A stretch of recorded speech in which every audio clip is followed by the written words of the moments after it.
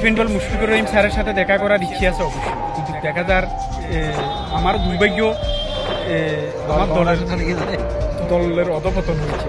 কিন্তু আমাকে অনেকে এখনও দেশ ও গণমানুষের মানুষপুত্র হিসাবে গণে, প্রিয় ক্রীড়াবিদ হিসাবে অনেকে সম্মান করে। তো আমিও সবার এমন ভালোবাসার প্রতিদান দিতে হবে, আর সেটা হলো এবং নিখিল কথা যেটাই বলতে হবে, নিখিল কথার বাইরে আমি নেই।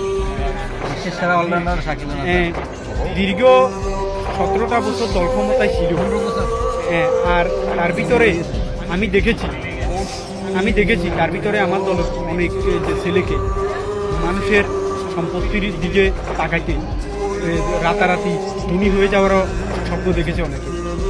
তো আমি এই জন্য দলের ভিতরে যারা এই ধরনের নিমখারামি করেছে তাদেরকে ঘৃণা করি। আমি স্টার ডিফেন্ডেবল মুশফিকুর রহিম স্যারের কাছে যাইতে পারিনি তাদের কারণে। আজকে যদি দল ক্ষমতা তাহলে আমি ঠিকই আমার প্রাণপ্রিয় ক্রিকেটার মিস্টার ডিফেন্ডেবলের কাছে গিয়ে তার সাথে দেখা করতে পারতাম। এটা আমার জন্য দুর্ভাগ্য ভাই।